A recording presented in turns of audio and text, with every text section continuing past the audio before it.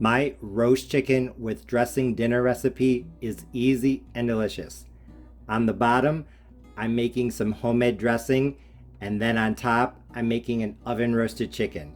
As the chicken cooks, the drippings will fall down into the dressing, making it incredibly delicious. This is perfect for a small Thanksgiving, a small Christmas dinner, Sunday dinner, or just because. Although this recipe is already on my channel, I wanted to give it to you again because it's just that good.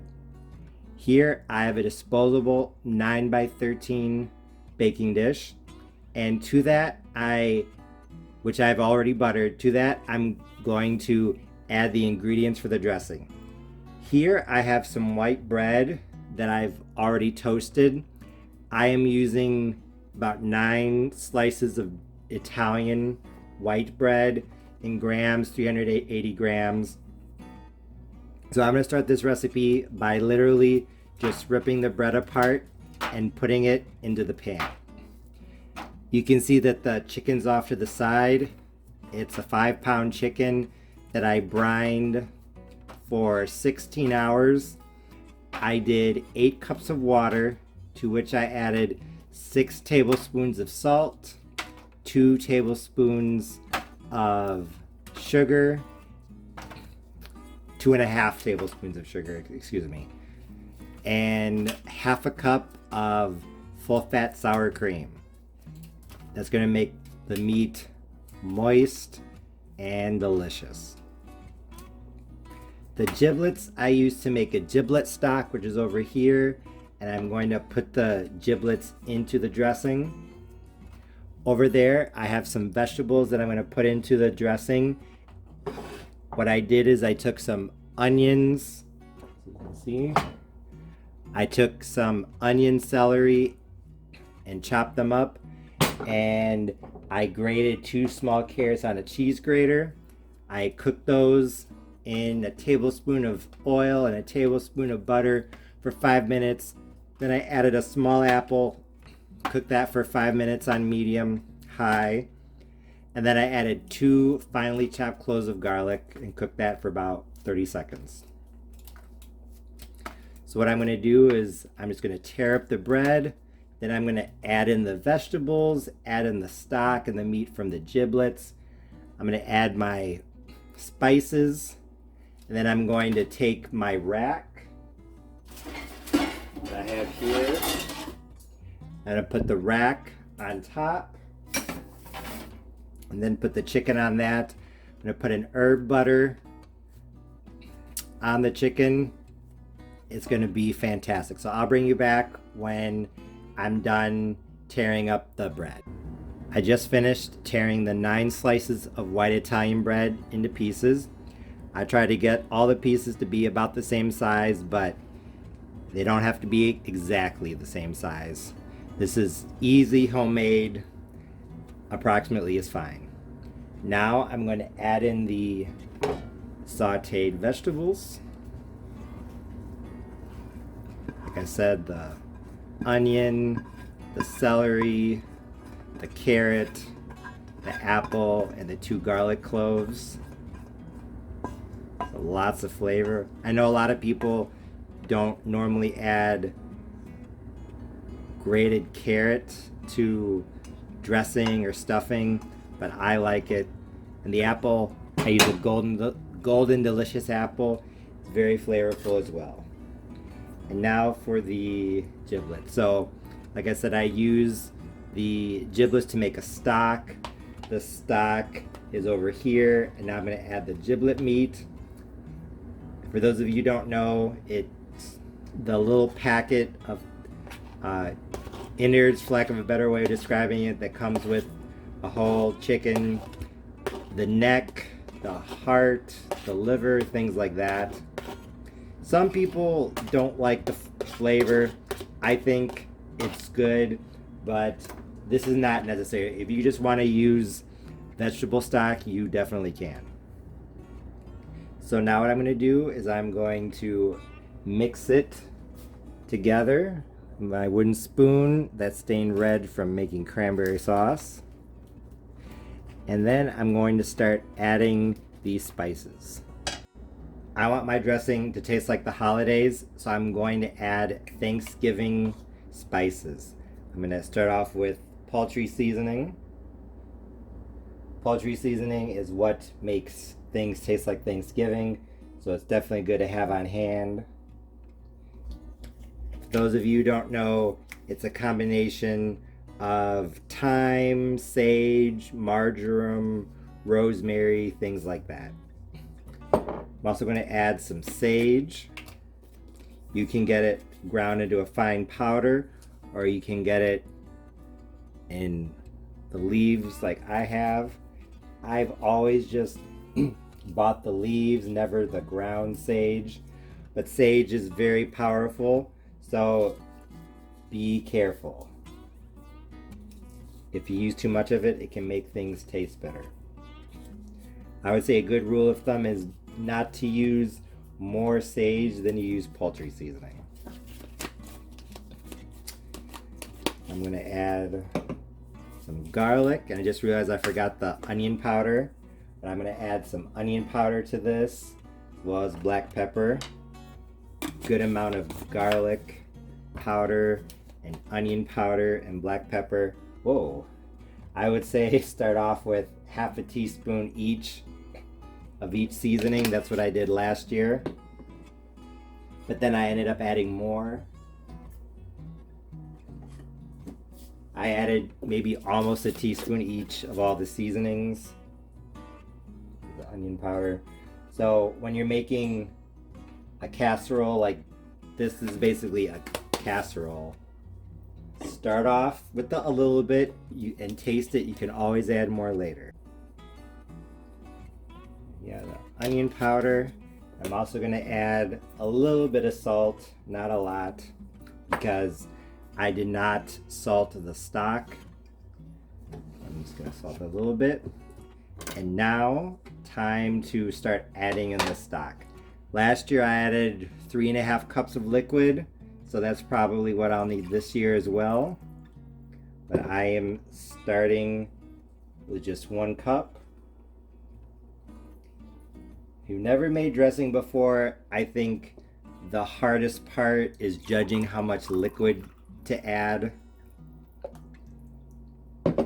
I will show you what it's supposed to look like. I think it's best explained by just showing you what it's supposed to look like. But you are probably going to end up adding more liquid than you think you will have to add, because dry toasted bread can absorb a lot of liquid. You'd be surprised. This is what the dressing looks like after mixing in 3 cups of liquid. It's been maybe about 5 minutes. When you're mixing in the liquid, just give it a few minutes, maybe 5 minutes, because as time goes on, it will start to absorb the liquid. And so you don't want to add too much right away. I've made this before, but if you've never made it before, add it a little bit at a time, because it's possible that you'll just keep adding liquid. I'm going to add another half a cup. That you'll just keep adding liquid, and you think you need to add more, but you don't. It's just that the bread hasn't had time to absorb it. So I would, once you think you're getting close, add half a cup at a time. That's my recommendation. This will probably be it, maybe a little bit more. We'll see. After a total of 3 cups of stock and water, I think that this is ready. So this is the texture it should have. When you tap on it with your spoon, it should be springy. You can see that it's definitely moist. This is right. Now, I think a lot of people, if you've never made dressing before, you would say, Chef Parnell, that looks too moist. I do like my dressing to be moist, but it needs to be moist because it's going to be in the oven for a long time. I did add more of all the spices. I tasted it. Taste it again. It's really good. Like I said, minimum, I think 1 teaspoon of each spice. Now, except for the salt, I would do maybe 1/8 of a teaspoon of salt. Now I'm just going to add an egg, and I'm adding the egg. Get out some of the shell. I'm adding the egg to help it stay together when it's served. I said just to help it stay together when it's served. Just gonna blend that in. I have to reposition everything. That's okay. So once this is done, I will put this off to the side and I'll work on the chicken. Now it's time to work on the chicken. The aluminum foil pan with the dressing is actually on the bottom here. Then I put a wire rack on top and some foil, and I use a small knife to poke some holes that will allow the steam from the dressing to escape and the drippings from the chicken to go down into the dressing. And by putting some air between the chicken and the dressing, it's going to help the skin crisp up. Now for the herb butter. In the past, excuse me, I remember the first time I made this recipe, some of the herbs on the skin, they looked like they burned. So this time I'm going to use 1.5 tablespoons of butter for under the skin with herbs and 1.5 tablespoons of butter for on top of the skin without any herbs. I did 1/2 teaspoon each of all the same spices that I put into the dressing. So, and a little bit of salt, maybe 1/8 teaspoon. So now I'm just going to go through and try to peel back the skin a little bit and put in the herb butter. I wanted to say that I did pat the skin a little bit with a paper towel, but it's still kind of wet from the brine. That's okay. And also inside the cavity, I put 2 garlic cloves, some onion, a small part of a small apple, and some carrot and celery. I think I kind of overstuffed it, but that's okay. Not all of what you saw here fit inside. I'm gonna put on the butter and then I'll bring.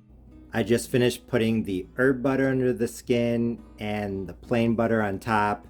There was some mixing, but at least there aren't big patches of herbs that can burn on the skin. I almost forgot to mention that the herb butter also had 3 cloves of garlic that I crushed in my garlic press. So it's very flavorful. So now I'm going to take some foil and cover it like this, just lightly, and I am going to start cooking it at 350. I'll let you know for how long.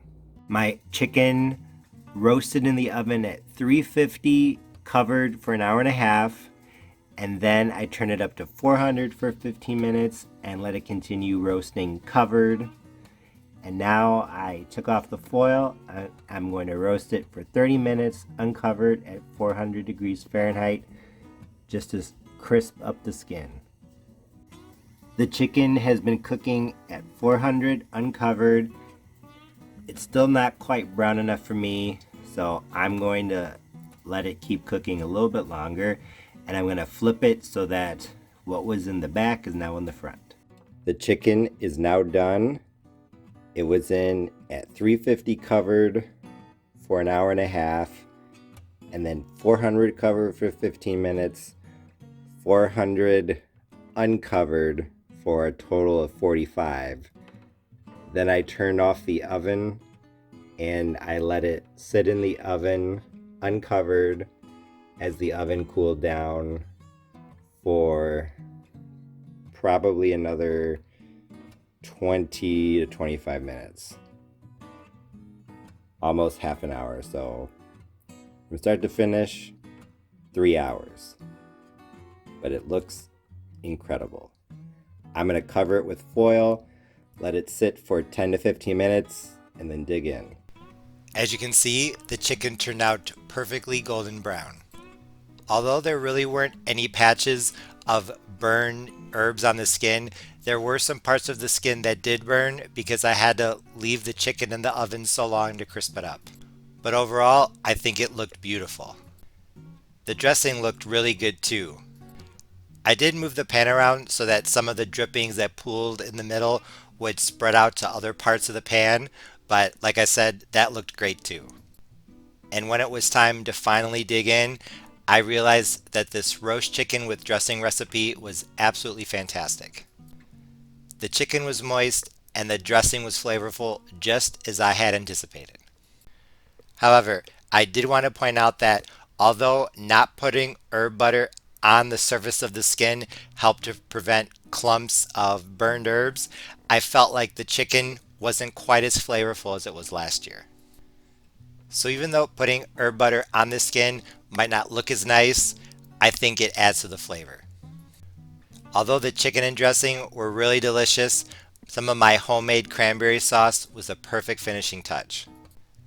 The sweetness and the sourness of the cranberry sauce went very nicely with the heavy savoriness of the dressing and the chicken. And speaking of the dressing, it was very good. Honestly, I feel like this dressing was absolutely perfectly seasoned. As I said earlier in the video, dressing and other types of casseroles need more spices than you think that they do, so don't be afraid to be generous. But at the same time, I highly recommend that you start conservatively, taste it, and then add more spices because, as with anything, you can always add more later, but you can't take away. If you've never made an oven roasted chicken with a pan of homemade dressing underneath, I highly suggest that you give it a try. This was absolutely delicious and it would be the perfect meal for a small Thanksgiving or a small Christmas. This does take some time to prepare, starting with the brine and the herb butter and making the homemade dressing, but it's well worth the effort. As with all my other recipes, if you give this one a try, I know you'll love it. As always, thanks for watching. See you next time.